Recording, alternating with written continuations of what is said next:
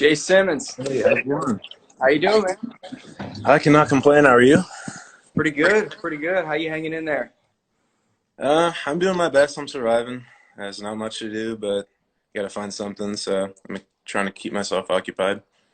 No doubt. So just to introduce, I'm Andy Buhler, statewide high school sports reporter with Scorebook Live. This is our third installment of live interviews with high school seniors, standout basketball players from around the state. So we appreciate you taking the time to join us. And obviously now, it's a crazy time. It's an unprecedented time. And yesterday that became more clear as schools across the state were canceled in-person learning for the rest of the year. How are you reacting and how are you processing that news? You take it with a grain of salt. You kind of take it for what it is at this point. I kind of knew it was a possibility that this might happen, and so I wasn't taken completely off guard by it. But it still sucks to kind of have your last portion of your senior year kind of taken from you.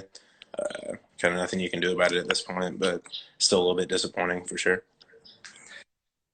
Forgot to mention, you're Jayce Simmons, senior point guard at Central Valley, a four-year varsity player, and just coming off a really impressive run to the state finals at the 4A state tournament. Was there to cover it. Really enjoyed covering you guys throughout the tournament. How do you reflect on that experience? Because I think the last time I talked to you in person was coming off the floor on that last game, and a lot has happened since. What was it like, particularly that next week, to kind of see everything start to get canceled right after you guys were able to get that tournament in? Yeah, it was a really quick turnaround, to say the least. Kind of had a lot of time to reflect on what the season meant to myself and obviously to the rest of my teammates. It was a great season, something that we have been looking forward to for a long time. And so I think it was kind of everything I wanted to be personally and everything that we wanted to accomplish in terms of getting to Tacoma and then making a deep run into the playoffs, obviously, the state championship game. Came up a little bit short, but this season still meant a lot to myself and everybody around us for sure. Yeah, in the wake of a loss like that, and especially like when we talked after that last game, I was really impressed with how you were able to provide some immediate perspective walking off the floor. But I'm sure that was tough. And when were you able to fully appreciate everything that you guys had accomplished throughout the season? You guys went, league champs, district champs, made a really strong run, and we're state runners up. Yeah, Coach Laws says something. He goes, you got 24 to either forget about a loss or to celebrate it. We kind of all took that one a little bit harder than that. I'd spent a lot more than 24 thinking about it, but I obviously had a lot of time to think about it, just with everything just being done all of a sudden. And so took it for what it was for sure, but it still has its stingers. Yeah. So this stay-at-home order has forced athletes and non-athletes to get creative with how to stay in shape. What are you doing? Are you changing anything? And how are you working out right now? I'm trying to get my cardio up for sure while this is going on, not sitting on my butt all the time. Going out running, got a river right by my house, Spokane River, so it's super easy to get on that trail and just run. So I think that's what a lot of people are trying to get in is their cardio. And so, you do your push-ups, sit-ups, whatnot here and there, but it's tough to say the least. Yeah. Are you keeping a safe distance from people when you cross them on that Centennial Trail? Absolutely. 6 feet. It's got to be 6 feet. So you were one of the more impactful players, more impactful seniors across the state, but you haven't decided what you're doing next year. Yeah. Walk me through that decision-making process. What's on the table? Do you plan to play basketball next year, and what options are you weighing? For me, it's always been a loaded question. People have been asking me that since the start of this last season. And it's something my mom and I have definitely sat down and tried to sort through. Obviously, with this mess going on, it's tough to decide what you want to do. But there's a couple places I'm looking into about possibly playing basketball. I don't know if that's like a set in stone possibility, but I'm also looking at places just for academics. And so kind of within that little gray area, it's tough place to be. But are you willing to say which schools that you're looking at this point? For sure, I'm looking at Gonzaga and Boise State, inquiring about maybe some walk-on opportunities, nothing crazy, or just going there for academics at this point. so nothing crazy. But and then I've talked to Brian Edwards over at Columbia Basin, possibly coming to play for him. Him and I kind of have come to an agreement on that, and so not to go play or not, but we kind of know where each other's at in terms of that, and so it's someone that I trust. And Yeah. How have you started to kind of understand and prioritize what you want in a college experience? I mean, it's a lot based on my prior experiences. Obviously, I have a brother who's over at Gonzaga, and so he's been a huge influence on what how to look at things in terms of your future and prioritizing stuff, whether I even want to play basketball or not. Uh, my mom and my brother and my dad have been super great in that aspect of just not making me feel pressured to to do anything, just pursue what I want to pursue at that point. Mm-hmm. Uh, so some states around the country, Oregon and California, are two examples of states that seniors in high school and the state tournaments were cut short due to the coronavirus. Right. What was that experience like leading up to the state tournament? The things were starting to build, and there was an understanding that things could get canceled, but your guys' tournament obviously ended up not getting canceled. But Yeah. going into the state tournament, what was that like? Was that something that you were mindful of? Oh, for sure. I mean, I thought it was a high possibility that might not happen at all at that point. And so I was surprised when we actually got to, get on the bus and go down there because we were excited. We were revved up for that. And so we wanted to get it, we wanted to play for sure. And so I feel bad for, the guys that weren't able to finish their state tournaments. But I'm glad we got to do ours. But it was weird because, I mean, after everywhere we went, Coach Laws would come down and give us some hand sanitizer, and we tried to do everything we could. It was a little abnormal, but you do what you got to do at that point. So now you've played on a good amount of 4 years as a varsity player. Some special teams at Central Valley. You went to the state tournament. Was it freshman? Is that right? I was 8th grade, so it was a year before. Yeah. Okay, so the year before you came in, you guys went to state. It was your older brother was on the team. Is that right? Absolutely, yeah. Okay. So, what made this team, this senior year, so special? I mean, it was always something. We hadn't got to the state tournament in a year before my senior year. And so, I mean, it was something that I'd been targeting. That was my goal, get to the state tournament, even if it's just once. And then at that point, it was like, okay, like not even just to get there, but we got a squad, you know what I'm saying? And so, like, our goal became like, get to the state championship game at that point. And so, goals kind of changed. It's funny to see that. But I mean, it was pretty cool. So going into the season, throughout the off season, the summer, the fall, you obviously played football in the fall, but there was a feeling amongst you guys that you knew how special of a group it was, and just how if everything came together, what you guys would be able to accomplish. What made you guys believe throughout the summer, throughout the fall, and what was that like, kind of understanding that early on? I mean, it was pretty cool. I mean, throughout the summer, we had our ups and downs for sure. We didn't have a lot of guys. Gil Strap was still trying to rehab from his injury. We didn't have a couple other dudes throughout the summer. And so a lot of people didn't really make anything of us, you know what I'm saying? And so that's kind of what motivated us. And we were like we know we're good, and we know what we're capable of at playing at like a high level like we did. And so that was kind of what motivated us, was like people not really knowing about us. And no matter like the teams we beat at that point, it was still okay. Central Valley is just going through a hot streak, or this and that. And so we kind of week by week took it all in, and that's kind of what helped us. Yeah, I mean, I know at least at Scorebook Live, I think we had you guys outside the top 10 going into the season, and quickly realized that was probably a mistake. But that first game of the regular season, you guys took on, I think it was Gonzaga Prep, and you at the state. Everyone across the state, especially in the Spokane area, knows what Liam Lloyd can do, and he put up more than 40 points. But to get that win in the first game over the two-time defending state champs, what did that feel like? That's kind of when we knew. We knew we had Prep coming in the first game of the season, and so it was like, okay, like I'd never beat Prep throughout my high school career before. I mean, they had Anton Watson, that squad, 2-time state champ squad, to try to go through. So we knew we had a chance this year, and we knew we had something that they didn't in our size. And so it was a great win for us, and that's kind of when we knew that we were actually legit at this point. Yeah.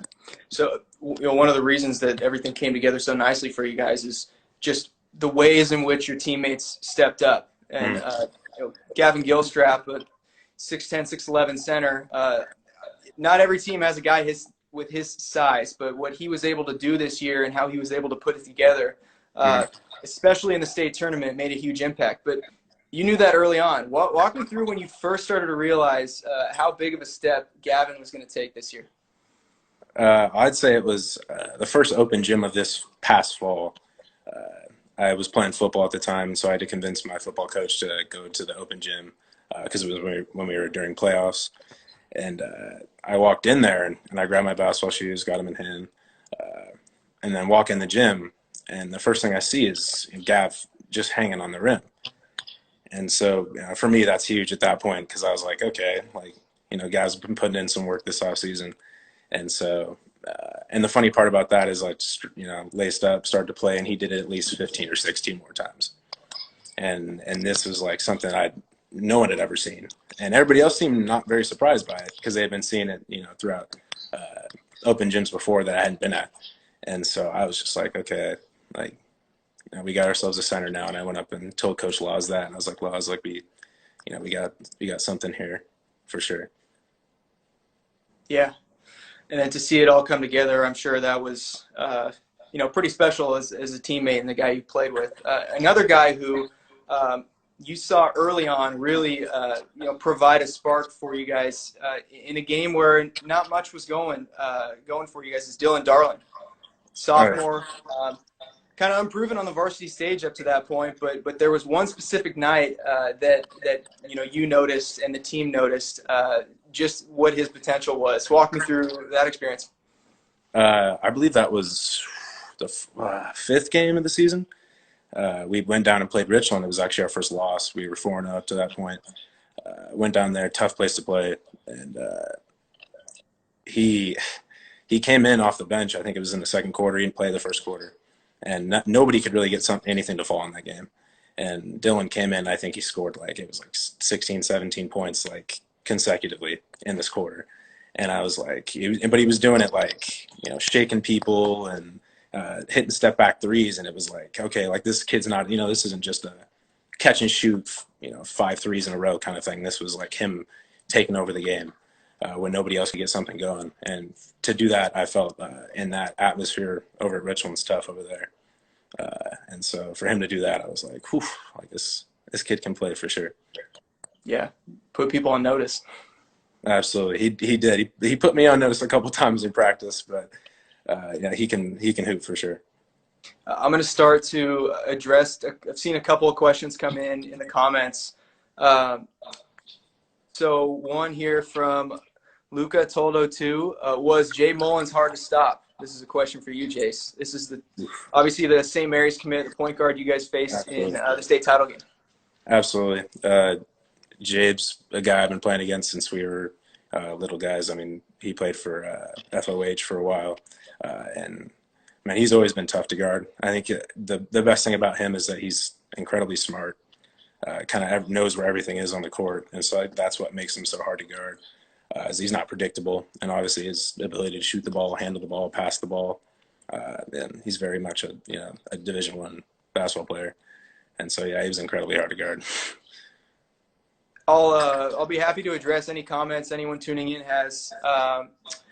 So feel free to keep those coming. But Jayce, outside of working out, outside of any schoolwork you're doing, now that you're staying at home, what different ways are you keeping busy? What are you doing outside? What are your extracurriculars right now? Right now, I mean, it's not a whole lot. A whole lot of TV, a lot of 2K. Been playing a lot of 2K online. No one can beat me in 2K. It's Dylan Darling is in the chat. He knows no one can beat me in 2K. You're putting that on the record. That's a bold statement. No, it's bold, but it's true. And Lauren O'Neill is now in there. He knows he can't beat me in 2K either. And so that's what I've been doing. A whole lot of 2K. Who's your team? I got to go with the Lakers. Got to go with LeBron. Yeah, have you always been a Lakers fan? For a while, I was actually a Miami Heat fan, a huge Dwayne Wade fan. I've got his fat head in my room and everything. Had the whole ordeal, and so I was originally a Heat fan. Then kind of fell in love with LeBron. Kind of followed him over to Cleveland, and obviously to LA now. So Okay, here's a question that just came in. Do you think CV will be back next year? Jayce, this is a question for you. that's Lauren. Absolutely, CV will 100% be back in the state tournament next year. I feel like got a lot of returning guys. Obviously, Dylan, Gavin, and then we got a lot of guys other than that, Tegan Horde, and obviously Lauren is the one who commented this, but yeah, so they'll be reloaded for sure. Yeah, right on, right on. Okay, so we're gonna do a little segment that we're just introducing here in our live videos. It's a rapid fire, so I Gotcha. think you kind of know the drill. It's self-explanatory. I shoot you a question, you shoot back a response. Gotcha. Are you ready? Absolutely. Okay. Favorite sports movie? Remember the Titans. Okay. Is there a close second there, or is that solidly number one? No, I got to go. That's 100% number one. Favorite warm-up song? Forever by Drake. Okay. Best TV show or movie you've watched in quarantine? Ooh, All American, 100%. Don't even need to think about that one. Okay. Most creative way you have worked out, most creative workout you've done in quarantine? Ooh, most creative? I mean, I run outside if that's creative. I don't know. Okay. Favorite memory of your senior season? I got to go with beating Union in the state semifinal. Yeah. Okay. We're going to step out of those rapid fire. I want you to elaborate on that because that was a really big win for you guys. Obviously, it's the biggest stage. This is the where it all comes down is the state tournament, the Tacoma Dome. Union was a team that was undefeated up into that point, and for much of the season was the state favorite going into the 4A tournament. What was it like winning that game? And going into the game, what was your guys' game plan? How did you plan to shut down a team that had done that up to that point? I mean, obviously they were undefeated, as you said. They had a couple. We knew they had a couple of guys that could really play, Caden Horton and Tanner Toulson, obviously. And so we really wanted to disrupt those two guys, and we knew if we could do that, that we would have at least be in the game and have a chance to win it. And I think we really, our physicality down low and out on the perimeter kind of disoriented them and helped us get a lot of turnovers and eventually win the game. Sure. Jayce Simmons, Central Valley point guard, thank you so much for joining us on Scorebook Live, Washington's Instagram feed. You can find this interview archived for anyone tuning in live on the site, scorebooklive.com/Washington. Should be your home for Washington High School sports coverage. Jayce, thank you so much for joining us, and really I wish you the best in your college decision-making process. Thank you. I appreciate it. Thank you for having me.